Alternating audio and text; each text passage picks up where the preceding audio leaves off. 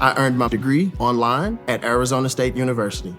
I chose to get my degree at ASU because I knew that I'd get a quality education, they were recognized for excellence, and that I would be prepared for the workforce upon graduating. To be associated with ASU, both as a student and alum, it makes me extremely proud, and having experienced the program, I know now that I'm set up for success. Learn more at asuonline.asu.edu. You just realized your business needed to hire someone yesterday. How can you find amazing candidates fast? Easy. Just use Indeed. Stop struggling to get your job post seen on other job sites. With Indeed sponsored jobs, your post jumps to the top of the page for your relevant candidates, so you can reach the people you want faster. According to Indeed data, sponsored jobs posted directly on Indeed have 45% more applications than non-sponsored jobs. Don't wait any longer. Speed up your hiring right now with Indeed. And listeners of this show will get a $75 sponsored job credit to get your jobs more visibility at Indeed.com/kidsandfamily. Just go to Indeed.com/kidsandfamily right now and support our show by saying you heard about Indeed on this podcast. Terms and conditions apply. Hiring? Indeed is all you need. Okay, so you pulled together some really interesting sources for us this time. We're looking at Fred VanVleet, the Houston Rockets, and how they stack up against the Golden State Warriors. That's right. And our mission here really is to cut through the noise, pull out the most important bits from all that material, the stats, the analysis, everything. Yeah, basically give you the core insights. So you, the listener, can get up to speed fast on what VanVleet brings and, the whole dynamic between these two teams out west. Exactly. Think of it as the quick way to get smart on this specific matchup and VanVleet's role in it all. We've looked at game reports, stats, some deeper dives into team strategies, the works. All right, let's start with Fred VanVleet then. He's the point guard, the guy running the show for the Rockets. What really jumps out from the sources about his impact? Well, first off, his story is pretty compelling, right? Undrafted to NBA champ with the Raptors, that tells you a lot about his resilience, his mindset. Definitely speaks volumes. But beyond that, the sources consistently hammer home his basketball IQ. Super high. Plus, his playmaking, how he orchestrates things, and interestingly, his defense. He's known for being really tenacious, despite, not being the biggest guy. Right. And for a young Rockets team, that veteran presence, that leadership, it comes up again and again as being just crucial. And the Rockets themselves, they're in a fascinating spot. Lots of young talent, been rebuilding.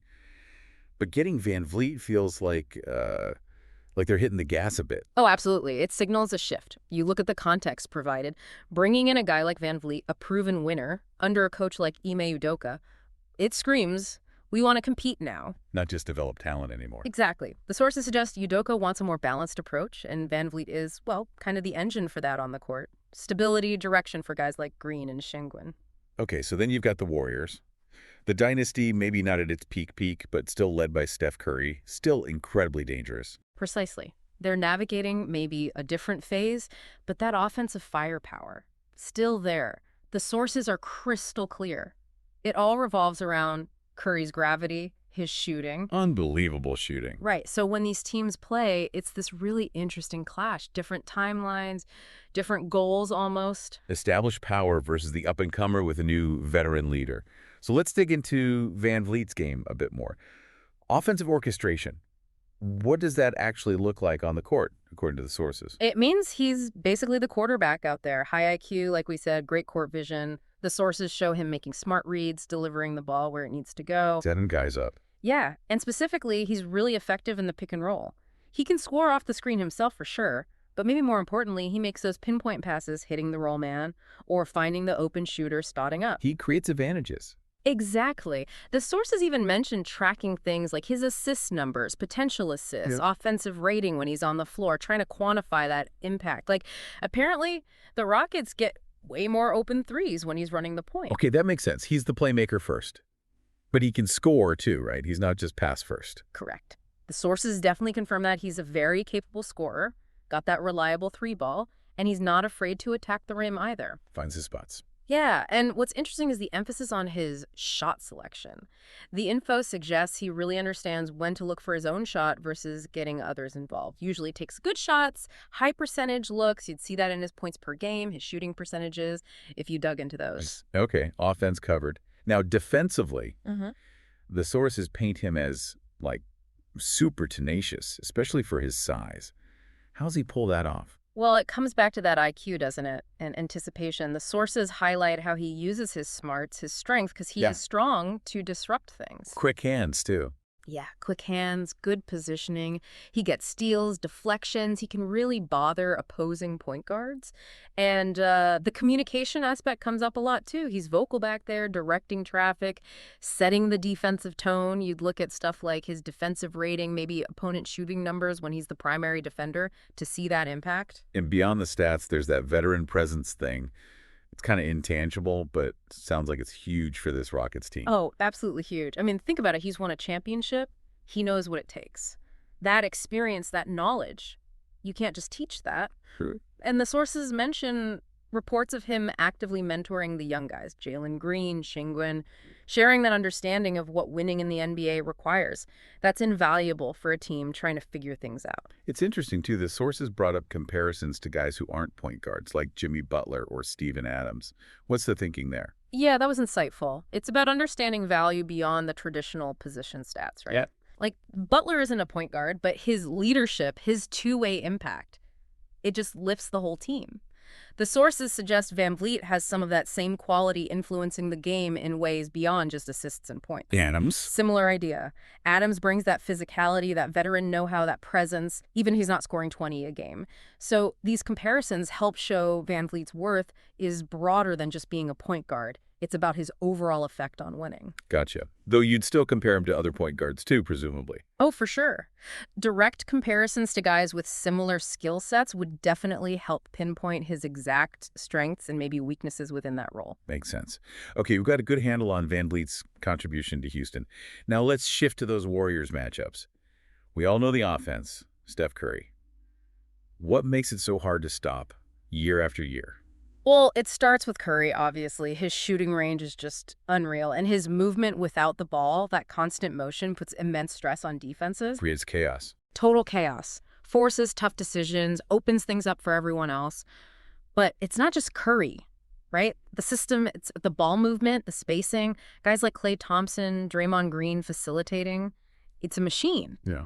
And looking at Curry's numbers specifically against the Rockets, like his scoring, his threes, it just highlights the massive challenge. He creates so much attention that others get easier looks. So, okay, how do the Rockets even try to slow that down? What kind of defensive game plan could they possibly use? That's the million-dollar question, isn't it? The sources point to a few things. You have to be aggressive on Curry. Maybe double teams, traps, try to get the ball out of his hands. Risky, though. Very risky, because then you rely on disciplined, fast rotations to cover the other shooters. That's crucial.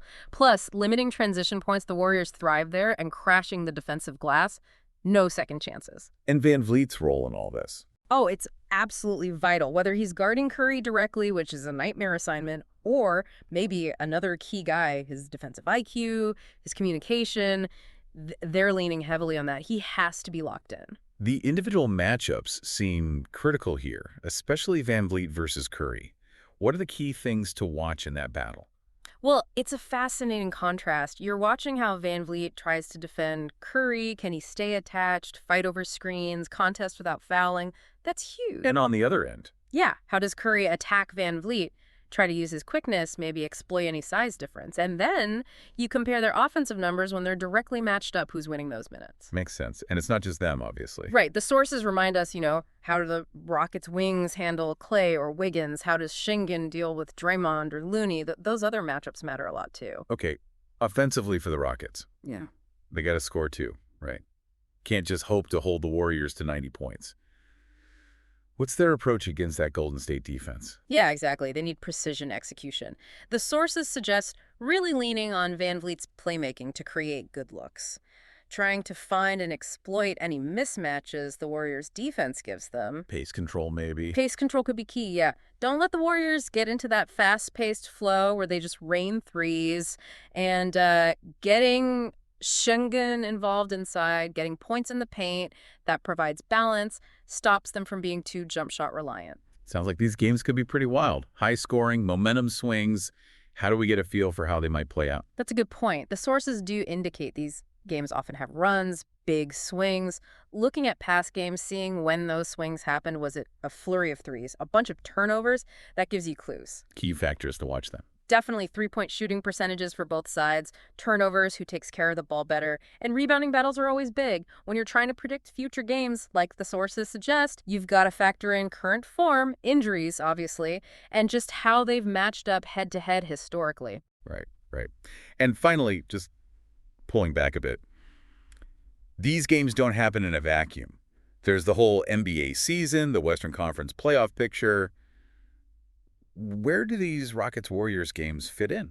Well, every game counts, especially in the West, right? It's always so competitive. These head-to-head matchups can directly impact seeding, tiebreakers, potential playoff paths down the line. Big implications. Yeah. So this deep dive, like the sources imply, kind of gives us a snapshot of where things stand in, say, 2025. Yeah. Shows how competitive the West is, how these team dynamics play into that bigger story. Okay, so wrapping this up, it feels pretty clear Fred VanVleet is just, well, central to what the Rockets are doing right now. He's way more than just a point guard. Definitely. Floor general, scorer when needed, tough defender, veteran leader, all of it. He checks a lot of boxes. Yeah. And then you put him up against the Warriors, and it's this classic clash, isn't it? The established champs trying to stay on top, the young team trying to climb fast with their new leader. Exactly. And that VanVleet-Curry matchup is right at the heart of it. It really highlights those different team-building approaches and where each team is in its journey.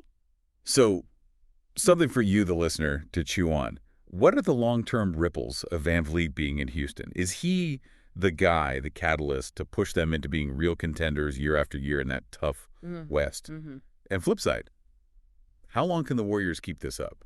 Even with Curry being Curry, the lead changes fast. Is their dominance sustainable against all these rising teams? How do these dynamics keep shaping the NBA? Lots to think about there.